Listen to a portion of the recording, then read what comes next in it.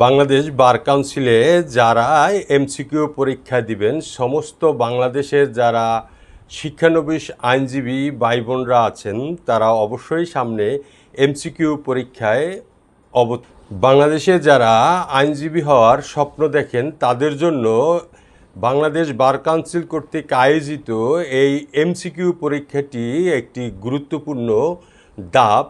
আইনজীবী হওয়ার জন্য প্রাথমিক ধাপই হচ্ছে এই এমসিকিউ পরীক্ষাটি।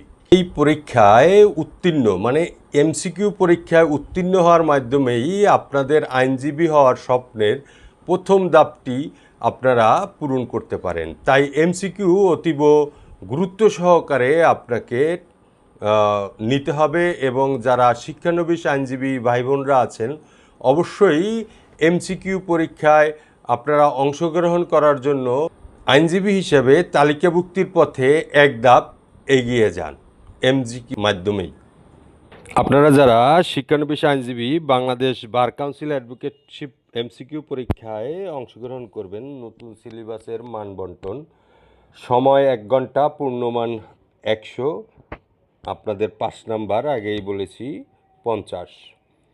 সেখানে যে বিষয়সমূহের বিরুদ্ধে থাকবে দেওয়ানি কার্যবিধি 1908 সালের আইনের 20টি প্রশ্ন থাকবে, সুনির্দিষ্ট প্রতিকার আইন যেটিতে 10টি প্রশ্ন থাকবে, এবং ফৌজদারি কার্যবিধি তে আপনার 20টি প্রশ্ন থাকবে, দণ্ডবিধিতে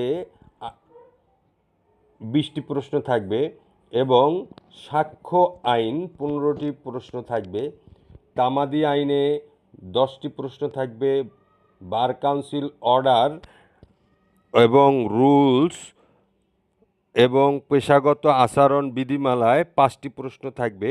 এই মোট 100টি প্রশ্ন থাকবে, এবং এই 100টি প্রশ্নেরই আপনারা উত্তর করবেন, এবং এখান থেকে 50 মার্ক পেলেই আপনারা পরবর্তীতে লিখিত পরীক্ষায় অংশগ্রহণ করতে পারবেন, এবং আপনারা Bangladesh bar council advocateship MCQ পরীক্ষায় অংশগ্রহণ করে আশা করি এক ধাপ এগিয়ে রাখবেন, এবং সুষ্ঠুভাবে প্রস্তুতি নিয়ে আপনারা সবাই সফলকাম হবেন।